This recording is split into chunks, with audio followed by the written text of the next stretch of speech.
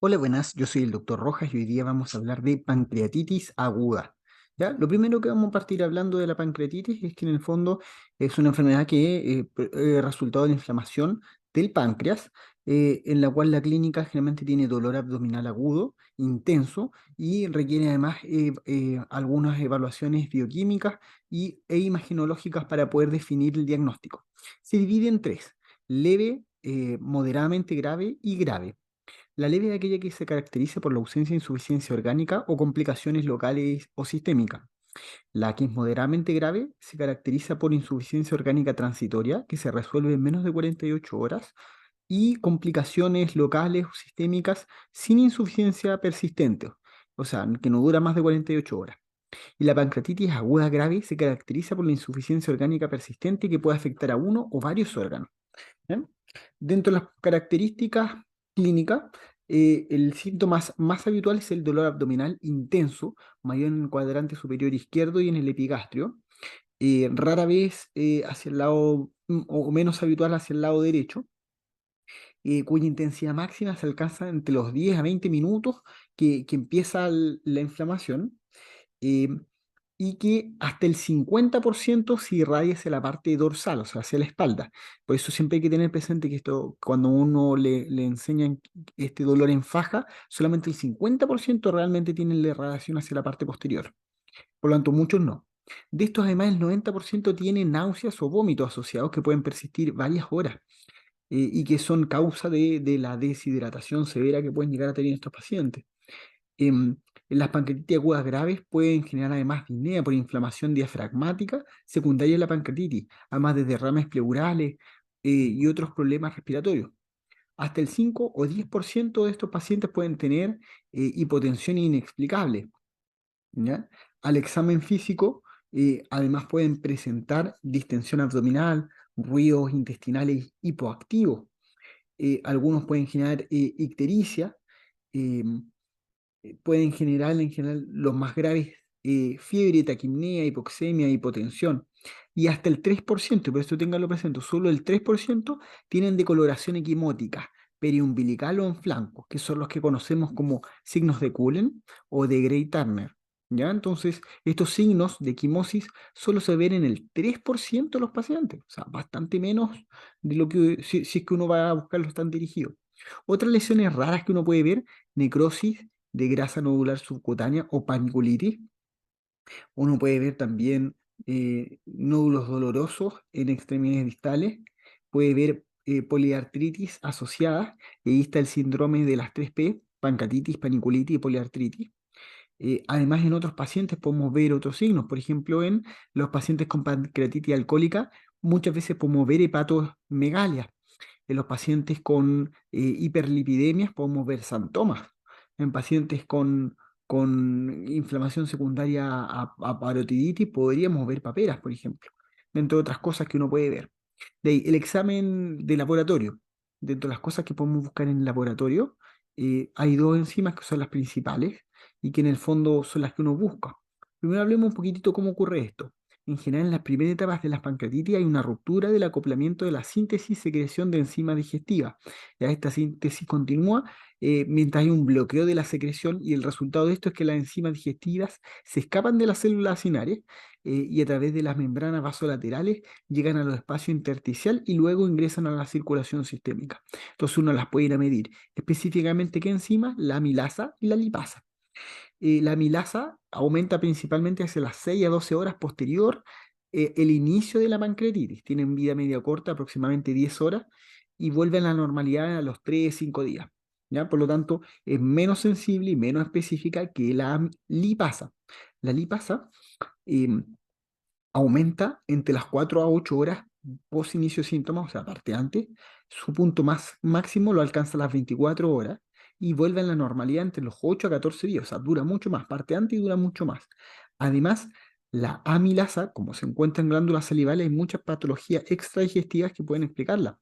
La lipasa, efectivamente, igual hay otras cosas que pueden cejarla, principalmente patologías intestinales, pero en general es menos, porque uno en general lo que ocupa para hacer el diagnóstico son elevaciones mayores a 3 veces los valores normales de amilasa o lipasa. Hay otras enzimas que también podríamos medir, que uno lo utiliza menos. ¿Cuál podría ser útil dentro de las que existen? El péptido de activación de triptófano. ¿Por qué es útil? Porque en el fondo se eleva mucho más rápido, ¿ya? Entonces uno pudiese utilizarlo como un marcador temprano. Sin embargo, existen pocos lugares y es caro. ¿Ah? Otros enzimas que se pudiesen medir: tripsina, fosfolipasa, carboxipeptidasa, carboxiler lipasa, colipasa, isoamilasa pancreática. Ya todos estos pudiesen utilizarse, pero en el fondo, dado que la lipasa y la amilasa han mostrado mejor beneficio y más fácil acceso, esas son las que se eligen. Otros marcadores que uno pudiese ver inflamatorios, por ejemplo, la PCR que aumenta, la interleuquina 6, 8 y 10, el factor de necrosis tumoral, la elastasa de polimorfo nucleares, puede aumentar el nivel del CRP, además pueden aumentar los leucocitos, generar leucocitosis, aumenta el hematocrito debido a la hemoconcentración por la extravasación de líquidos del extravascular, y también pueden ocurrir aumentos del nitrógeno ureico, hipocalcemias, hiper o hipoglicemias que uno tiene que estar observando. Dentro de las imágenes, generalmente, bueno, igual hay cosas que uno puede ver en la radiografía. Las radiografías, por ejemplo, uno puede ver em, hilio localizado, puede ver algunos cortes, el colon más inflamado, puede ver escasez de aire en los ángulos esplénicos, eh, puede ver a un aspecto de vidrio esmerilado que se puede ver como una colección líquida peripancreática, ¿ya? Además, a nivel de tórax, muchos pueden ver, se puede ver en la radiografía de tórax una elevación del hemidiafragma, derrames pleurales, atelectasia. Ahora, la radiografía no es tan útil, pero en el fondo se sabe que uno puede describir esto. En el eco abdominal pudiesen verse agrandamiento o hipogenicidad peripancreática, pero el páncreas es difícil de ver a través de la eco. Y pueden aparecer colecciones anecoicas a nivel de la ecografía, ¿m? Que en el fondo nos pudiesen estar hablando de una necrosis pancreática, pero sigue siendo un mal examen. Ya el TAC de abdomen pasa a ser un buen examen, porque ese ya nos puede mostrar con contraste el edema intersticial agudo con agrandamiento focal o difuso del páncreas, ¿ya? Además, el mismo contraste nos permite ver algún tejido necrótico, lo que en el fondo nos permite en forma muy útil sacar buenas conclusiones del TAC. Además, a los 3 entre 3 a 5 días pudiésemos ver en el fondo con mucha más precisión los cambios que puedan ocurrir. El otro examen muy bueno sería la resonancia magnética, porque este también puede ver el agrandamiento difuso, focal de las glándulas peripancreáticas, los márgenes, ver si se pueden ver, si se ven borrosos, el edema peripancreático, y, y con eso en el fondo ayudarnos a definir la gravedad de la patología pancreática. Para el diagnóstico, uno para tener el diagnóstico debe tener al menos dos de los tres criterios. Los criterios en el fondo son la clínica, el dolor que mencionábamos con toda la clínica, la elevación de esta enzima, lipasa, amilasa, y las imágenes. Entonces, si tenemos dos de estos tres criterios, uno puede hacer el diagnóstico. Em, de etiología, mencionan las causas más habituales: cálculos biliares, 40 al 70%, alcohol, ahí te podríamos explicar todo el detalle de la fisiopatología, pero como es más largo vamos a mencionarlo y yo ustedes los voy a dejar igual por Classroom, ¿ya? El alcohol. Después tenemos la hipertrigliceridemia, en general cuando los triglicéridos son mayores a 1000. Eh, la colangiopancreatectomía retrógrada, la ERCP, se asocian a mayor riesgo de pancreatitis.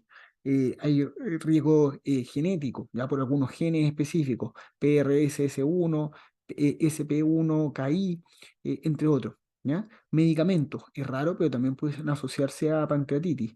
La seimercaptopurina, aminosalicilatos, sulfanilamida, algunos diuréticos como las sulfanilamidas, algunos tóxicos, el ácido valproico, las tetraciclinas, pero en general son raros, ¿ya? Dentro de otros fármacos. Se los voy a dejar igual todos anotados por Classroom, ¿ya?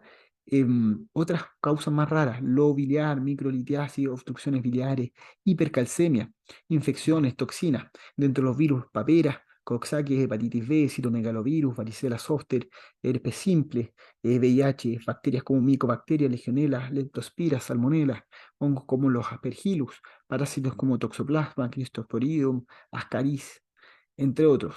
¿Ya? Hay enfermedades vasculares que también pueden generar, más raro de nuevo, pero una isquemia pancreática que pueda terminar con finalmente una vasculitis que inflame el páncreas. Y pueden haber algunas anomalías eh, fisiológicas, anatómicas del páncreas, como los quistes biliares y algunos tipos de obstrucciones que pudiesen aumentar la presión y la obstrucción a nivel peripancreática, generando una pancreatitis. ¿Mm?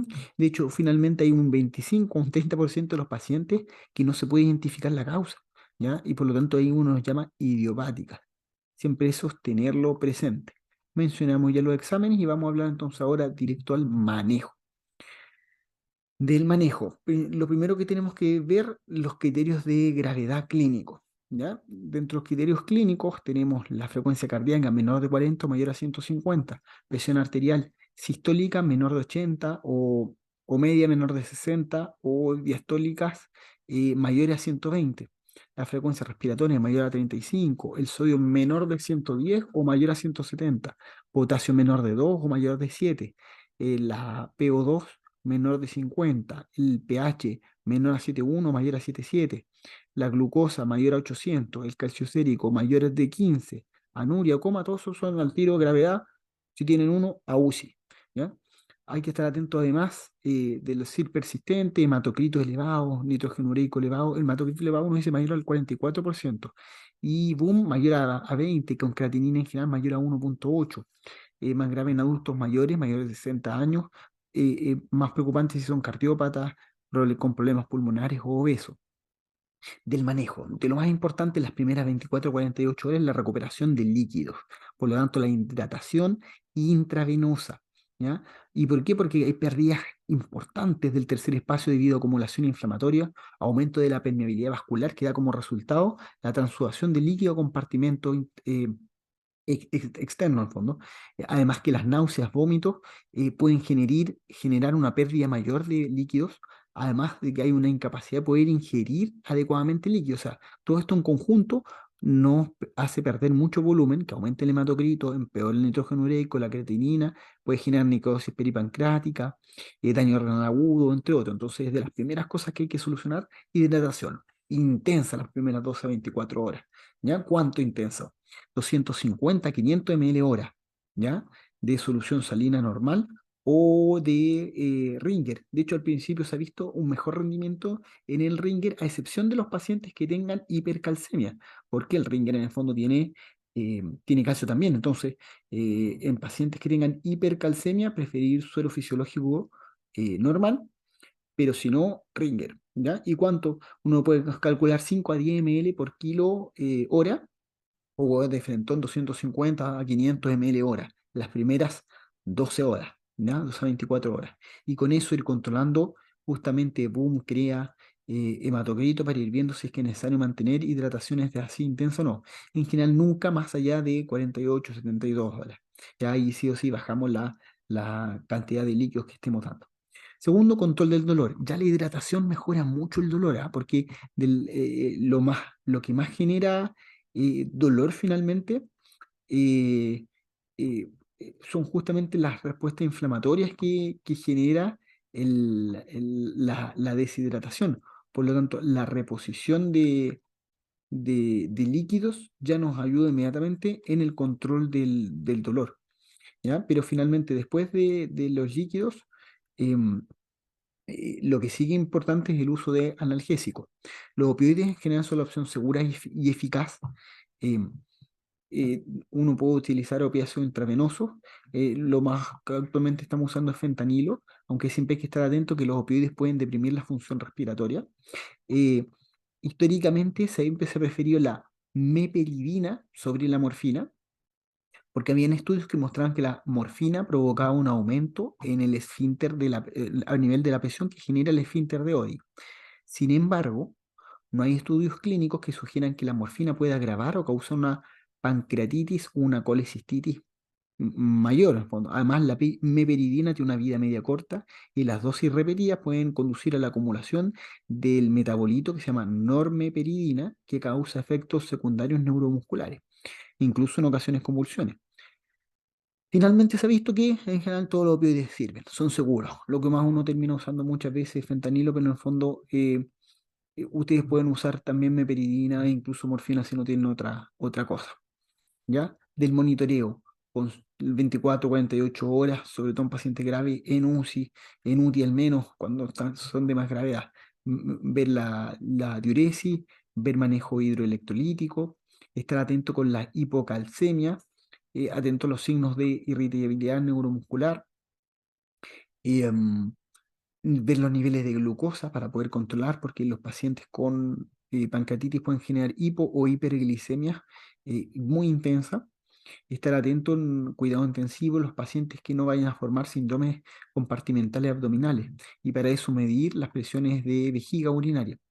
De la parte nutricional, inicialmente uno deja un reposo digestivo, en el fondo, y los primeros días en el fondo no estar con dieta oral, aunque después se ha visto que es bueno partir a la brevedad, reiniciar la alimentación oral. Entonces vamos hablando en qué momento. Cuando no hay hilio, cuando no hay náuseas, vómitos, en general la alimentación oral se puede iniciar temprano, o sea, a las 24 horas, según lo que tolere el paciente, y si los marcadores inflamatorios van mejorando. ¿Ya? ¿En qué cosa hay que preocuparse siempre? Que uno en los pacientes con pancreatitis hay que dejar dieta baja en grasa, baja en residuos, blanda. ¿Ya? Inicialmente uno parte con régimen líquido, líquidos claros, según lo que tolere, y de eso uno va avanzando en darle más solidez. Sin embargo, hay estudios que muestran que una dieta sólida, baja en grasa, eh, cuando los pacientes tienen hambre al menos objetiva y sin dolor, andan súper bien y son súper seguras. ¿Ya? Eh, Sin embargo, principalmente son los pacientes más graves los que uno va partiendo o reiniciando la alimentación más lento, ¿ya? Siempre prefiriendo la alimentación enteral versus la alimentación parenteral. ¿Por qué? Porque se ha visto que la alimentación enteral tiene mejores beneficios, ¿ya? En el fondo, los pacientes que se alimentan con alimentación enteral, em, se ha visto que andan mucho mejor. Y en ese caso uno puede utilizar la alimentación enteral, idealmente con sonda nasoyeyunal, que se pase más allá del ligamento de Trein, pero si no es posible, uno igual puede utilizar sondas nasogástricas, ¿ya? Y ahí utilizar fórmulas que tengan elementos altos en proteínas y bajos en grasa, ¿ya? Eso ayuda a reducir las enzimas digestivas pancreáticas, ¿ya? Em, eh, Esto en el fondo logra en comparación con la parenteral disminuir riesgo de infecciones, ayuda en el fondo a disminuir las translocaciones bacterianas e intestinales, ayuda a mantener las barreras intestinales, por lo tanto el uso de nutrición enteral en general es mejor que la nutrición parenteral. Ahora, igual tenemos que considerar la nutrición parenteral en aquellos pacientes que no logramos una nutrición adecuada, aunque uno en general sugiere y se han visto en estudios que es mejor iniciar la alimentación parenteral más bien tardía, o sea, idealmente después del octavo día en ingreso en UCI, no temprano, porque se ha visto una mayor reducción de días de ventilación, de terapia de reemplazo renal y en el fondo de mortalidad. Por lo tanto, la alimentación, preferir enteral y si van a usar parenteral, tratar de no usarla temprano, mejor usarla más bien tardía. Antibióticos. Contradictorio, pero no se recomiendan de entrada. ¿Ya? Si uno los utiliza, ¿por qué? Porque hasta el 20% de los pacientes con pancreatitis pueden desarrollar infecciones extrapancreáticas. ¿Ya? Por lo tanto, uno en pacientes que tengan alguna elevación o que uno sospecha de alguna infección, uno puede partir antibióticos mientras determinamos la fuente de la infección y si los cultivos son negativos y no se encuentra ninguna infección, se suspenden los antibióticos. Em, ¿Ya? Por lo tanto, no es de profilaxis, pero sí uno lo utiliza habitualmente por esto. Otras terapias que se conocen, que pudiesen, pero que en el fondo no tienen una real utilidad, pentoxifenina. Se determinó en algún momento algún grado de utilidad, sobre todo en las primeras 72 horas. Sin embargo, hay algunos estudios que no mostraban diferencias significativas. Después tenemos los antifúngicos, eh, como el fluconazol. En algún momento se utilizaban para pacientes con pancreatitis necrotizante, porque hasta el 9% de estos pacientes pueden generar infecciones por hongo. Sin embargo, no está claro si tiene un real beneficio, por lo tanto, no se recomienda de entrada. Sí, eventualmente, si sospechamos de hongos, las agregamos. Y después tenemos los inhibidores de proteasa, que tampoco está claro su real utilidad, por lo tanto, en general, por lo menos de UpToDate, no lo recomienda. ¿Ya? Después siempre hay que revisar manejo de complicaciones locales, pseudoquistes, necrosis infecciosas, trombosis esplénica, pseudoneurisma. Todo eso yo se lo voy a ir dejando ahora por Classroom, ¿ya? Para, en el fondo, que les quede más cómodo y no tan larga el tema de hoy día, ¿ya? Un abrazo, que les vaya súper bien.